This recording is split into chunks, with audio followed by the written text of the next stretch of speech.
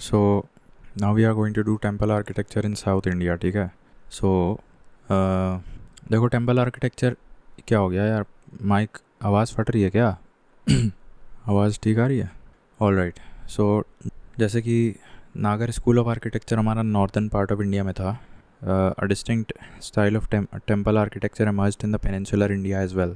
Now temple architecture in South India began under the Palwa rulers. ठीक है, Mahendra Varman.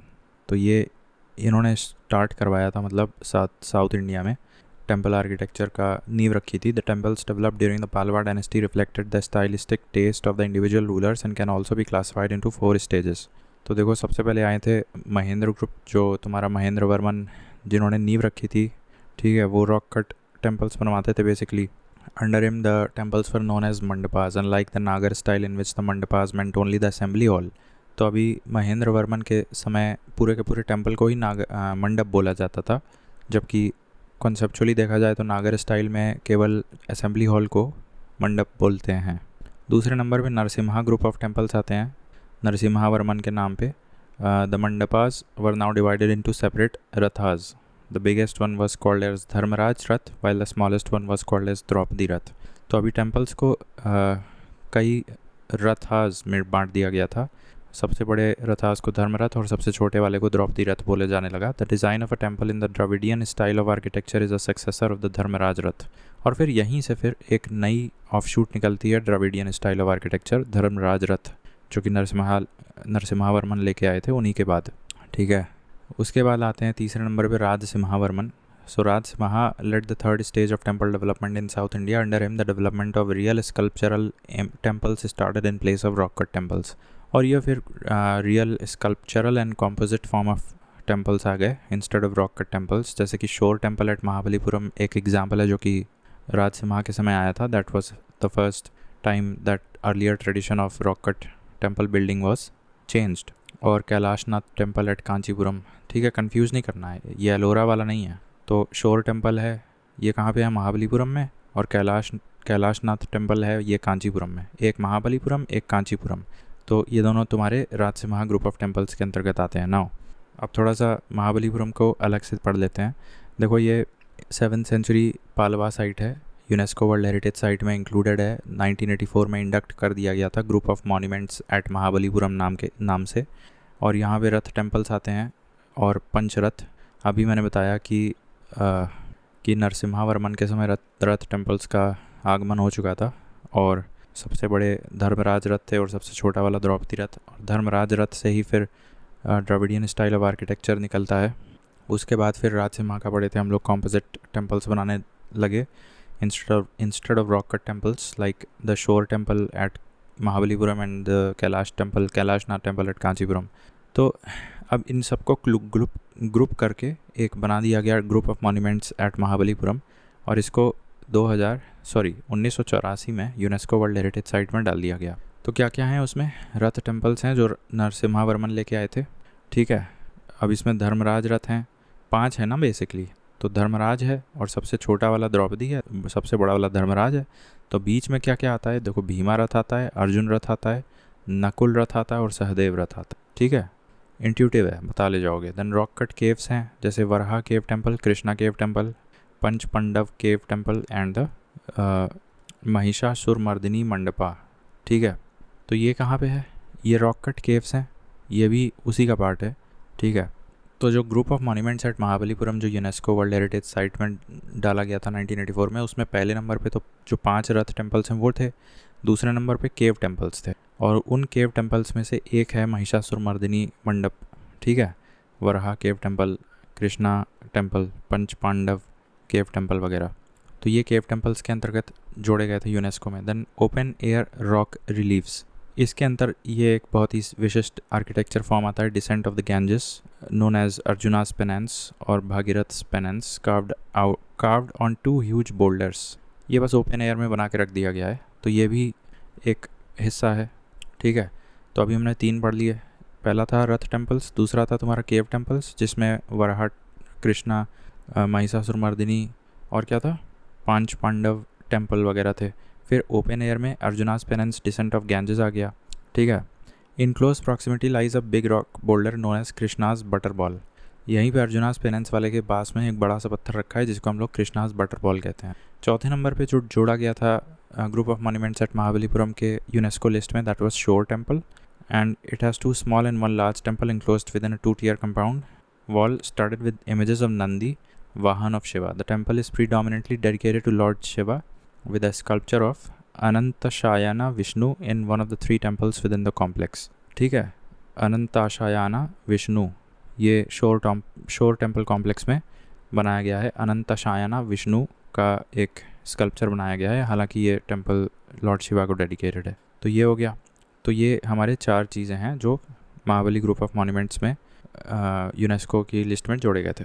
Now coming back to the list that we were studying, सबसे पहले हमने देखा था Mahendra Varman group of temple 7th century, उसके बाद नरसिम्हा वर्मन जो कि रथ टेम्पल्स लेके आए थे। फिर हमने देखा था राजसिम्हा टेम्पल जिसके अंतर्गत शोर टेम्पल देखा था कांचीपुरम और कैलाशनाथ एट महाबलीपुरम। ले उल्टा कर दिया, Kailashnath at Kanchipuram and shore temple at Mahabalipuram, ठीक है। और सबसे पहले देखा था Mahendra group, that was rock cut temples, monolithic बनाते थे, उसमें पूरे टेम्पल को ही मंडपास बोलते थे, ठीक है। तो ये 3 हमने देखे थे राजसिम्हा तक, उसके बाद महाबलीपुरम पढ़ने लग गए थे, उसके बाद फिर ये चौथा आता है Nandi Varman group. And this was the 4th stage of temple development during the Palwas period. The temples built were smaller in size. अब छोटे हो गए. The features were almost similar to the Dravidian style of temple architecture. After the decline of Palwa dynasty, temple architecture acquired a new style under the Chola kingdom known as the Dravidian style. अब Nandivarman last stage था, इसके बाद ये चोला style में मर्ज हो गया, that was the Dravidian style में मर्ज हो गया। This marked a new era in the development of temples in the South India. In the later periods, 3 other styles, Vesar, Nayak and Vijayanagar styles also emerged in this region. तो नंदीवर्मन में छोटे हो गए temples काफ़ी, और the features were almost similar to the Dravidian style of temple architecture जो चोला regions के temples थे उनसे मिलते जुलते लगने लगे थे अब, ठीक है। तो द्रविडियन स्टाइल आ गया अंडर द चोला पेट्रोनाज, और कुछ अदर स्टाइल्स भी आ गई थी जैसे वेसार, नायक और विजयनगर स्टाइल। वेसार, नायक एंड विजयनगर। अब चोला आर्किटेक्चर देख लेते हैं। इसमें जो लास्ट नंदीवर्मन के बाद जो आया था Chola style, that is the Dravidian style of temple architecture, उसमें क्या है कि it was the continuation of the previous Pallava architecture with some variations. This is what came to be known as the Dravidian style of temple architecture. क्या variations थे? नागर में क्या था? नागर में कोई बहुत ही रॉयल माउंटेड लॉफ्टी प्रेमाइसेस के गेटवेज नहीं होते थे ना, द्वार भी बहुत बड़े बड़े ऐसे नहीं होते थे, लेकिन द्रविडियन टेम्पल्स में बहुत हाई बाउंड्री वॉल्स होती थी। The front wall had a huge entrance gateway called gopuram. तो ये द्रविडियन का बता रहे हैं हम, ठीक है। And the temple premise was laid out in the panchayatan style with the principal temple and 4 subsidiary shrines. तो द्रविडियन में इन्होंने पंचयातन वाली स्टाइल को मिक्स कर दिया, और क्या किया, यहाँ पे जो है जो शिखर होता था, जो कि under Dravidian style the spire is in the form of a stepped pyramid that rises up linearly rather than curvy linear fashion of Nagar. तो नागर स्टाइल में जो शिखर का चढ़ाव होता था ऊपर की तरफ, दैट वाज कर्वी लीनियर, हल्के से कर्व होते हुए जाता था, बट यहाँ पे स्टेप वाइज पिरामिड टाइप से वो हाइट गेन करता था शिखर, ठीक है, द स्पायर ऑफ द शिखर, ठीक है। और इसको यहाँ पे शिखर नहीं बोलते हैं विमान बोलते हैं यहाँ पे द्रविडियन में। The crowning element is shaped in the form of octagon, and जो सबसे ऊपर क्राउनिंग एलिमेंट होता है दैट इज़ कॉल्ड शिखर यहाँ पे। It is similar to the kalash of the Nagara temple but not spherical. तो वहाँ पे क्या था, जो सर्कुलर डिस्क टाइप था उसको अमालक बोलते थे, और फाइनली उसके ऊपर जो स्फेरिकल बॉल टाइप था एकदम टॉप पे, उसको कलश बोलते थे। लेकिन यहाँ पे जो सबसे ऊपर रखा गया है, विमान के भी ऊपर रखा गया है, उसको शिखर बोलते हैं द्रविडियन में। And there is only one vimana in the Dravidian architecture on top of the main temple. The subsidiary shrines do not have vimanas unlike the Nagara architecture. तो ये भी एक फ़ीचर पता चल गया हम लोगों को कि मेन जो श्राइन होता है बेसिकली गर्भागृह वाला, केवल उसी के ऊपर एक विमान होता है, बाकी पंचयातन जो है, बाकी अदर 4 श्राइन्स में तुम्हारा विमान नहीं बनाएंगे। The assembly hall was connected with the garbhagriha by a vestibular tunnel known as antarala. ये तो वही चंडेल वाला इन्होंने कॉपी कर लिया। And the entrance of the garbhagriha had sculptures of dwarapala like mithuna and yaksha. तो ये भी इन्होंने कॉपी किया है बेसिकली, जहाँ पे गैंजेस और यमुना के गॉडेसेस को इमेजेस के रूप में बनाया गया था। अब देखना वो नागर स्टाइल में कहीं तो बनाया था, किसी स्कूल सब स्कूल अंडर नागर में बनाया था, तो वो भी यहाँ कॉपी किया गया, बट वहाँ instead of goddess of Ganga and Yamuna यहाँ पे मिथुन और यक्षनीस की को द्वारपाल के रूप में स्कल्पचर करके बना दिया गया था गर्भगृह के जस्ट बाहर। और यहाँ पे एक बाउली मिलती थी, ठीक है। The presence of a water tank inside the temple enclosure was a unique feature of the Dravidian style. सबसे परफेक्ट एग्जाम्पल है बृहदेश्वर टेम्पल तंजौर का, राजराज वन जो चोला ने बनाया था, और फिर Gangaikonda Cholapuram temple by Rajendra one, ठीक है। अब ये सब हम पढ़ चुके हैं, तो आगे बढ़ते हैं। तो ये हो गया चोला टेम्पल जो कि द्रविडियन था। अब क्या करें, अब देखो चोला स्कल्पचर है ये, चोला स्कल्पचर करते हैं। Let me just have a little water, क्योंकि फिर नायक, वेसार और विजयनगर भी करना है, ठीक है। तो चोला स्कल्पचर से अभी करते हैं। ऑल राइट, सो चोला स्कल्पचर। अब देखो ये an important feature of the Dravidian या चोला temples was the importance placed on the decoration through the sculptures। temples के अंतर्गत ही ये सब स्कल्पचर भी बनाए गए, दिखाए गए हैं टेम्पल्स में। जैसे कि एक नटराज है और वो तांडव डांस पोस्चर में दिखाए गए हैं। Though the earliest known Nataraja sculpture which has been excavated at Ravanphadi cave at Aihole was made during the early Chalukyan rule। The sculpture reached its peak under the Cholas। देखो इस पे भी सवाल घुमाया जा सकता है, इसको और मतलब इनोवेट इम्प्रोवाइज़ करके फाइनली नटराज का जो स्कल्पचर आज के डेट में जो फेमस है वो चोला की देन है। हालांकि रावण पहाड़ी केव ये चालुक्य के समय एहोल के पास गुजरात में चालुक्यन रूल के समय बनाया गया था ये नटराज वाला स्कल्पचर, ठीक है। लेकिन इसको चोलाज ने परफेक्ट किया था। Now some of the features of Nataraja sculpture. अब ये क्या है भाई, देखो इसमें upper right hand holds the damaru which signifies the sound of the creation. तो अब ये बताने की ज़रूरत नहीं है, डमरू बोलेंगे दिमाग में आना चाहिए, साउंड ऑफ क्रिएशन। फिर upper left hand holds the jwala eternal fire which represents destruction. तो एक हाथ में है तुम्हारे राइट हैंड में डमरू, that means sound of creation. एक हाथ में लेफ्ट हैंड में है अपर लेफ्ट हैंड में है तुम्हारा destruction, that is jwala. Lower right hand में तुम्हारा अभय मुद्रा है, signifying benediction and reassuring the devotee not to be afraid, ठीक है। तो लोअर राइट मुद्रा में अभय मुद्रा दिखाया गया है, और लोअर लेफ्ट हैंड में points towards the apprised foot and indicates the path of salvation. और ये पॉइंट कर रहा है, एक टांग भी उठी हुई है ना, तो उस उठी हुई टांग की तरफ पॉइंट कर रहा है लोअर लेफ्ट हैंड की finger, indicating the path to salvation. Then Shiva is dancing on the figure of small dwarf। The dwarf symbolizes ignorance and the ego of an individual।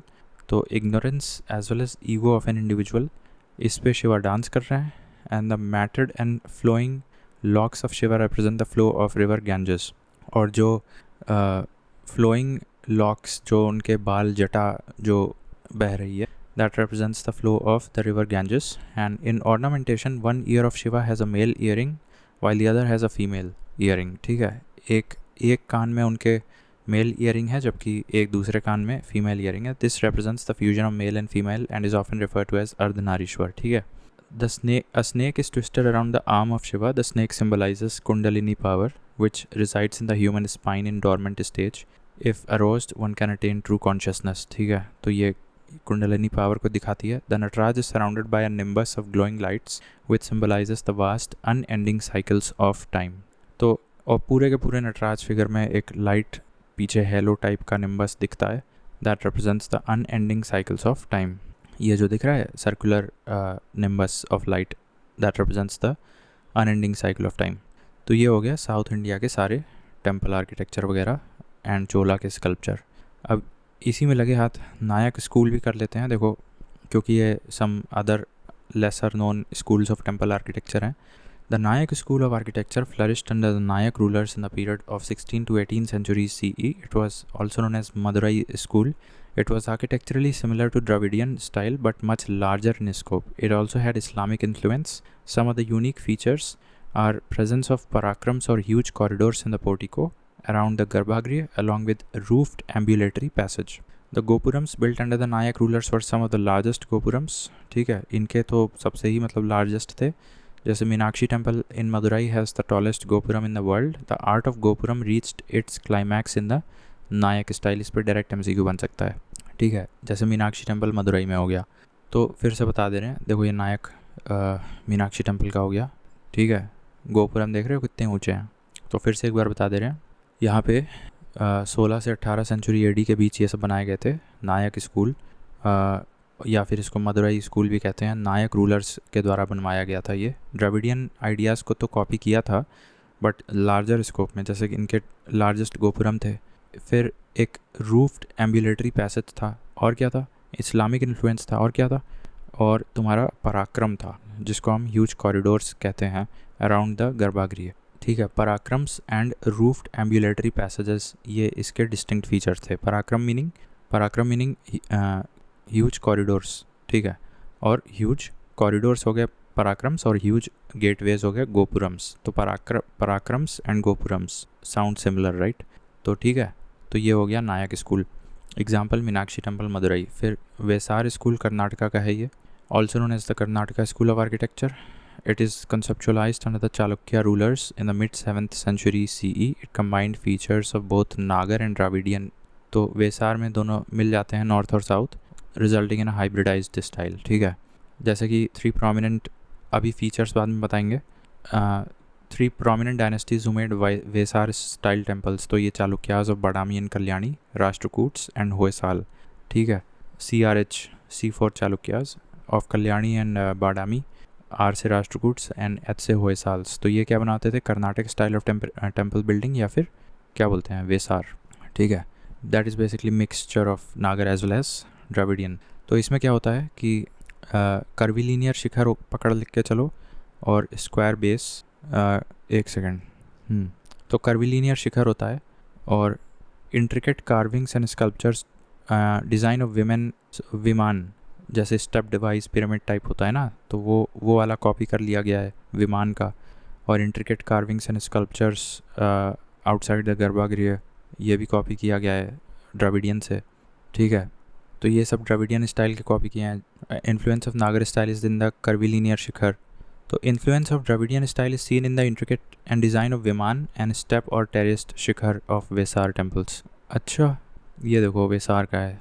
अब ये इसके एग्जांपल्स सबसे कम लोग जानते होंगे, तो इसको बिल्कुल रट लो। लैड खान टेम्पल ये एहोल में है, और डोड्डा बसप्पा टेम्पल डंबल में है। ठीक है, डोड्डा बसप्पा टेम्पल एट डंबल और लैड खान टेम्पल एट एहोल, ये तुम्हारे वेसार टाइप के हैं। और कौन से 3 डायनेस्टीज थे, तो चालुक्याज और राष्ट्रकूट्स और होयसाल्स। नाउ अब फीचर्स देख लो। इसमें एम्बुलेटरी पैसेज ओपन होता, ठीक है, एक ये डिफरेंट फीचर हो गया। The pillars, doorways and ceilings were decorated with intricate carvings. ठीक है, तो पिलर्स हो गया, सीलिंग्स हो गए, ये इंट्रिकेट कार्विंग्स होती थी इसमें। ठीक, तो ये हो गया वेसार। उसके बगैर लास्ट में आता है विजयनगर।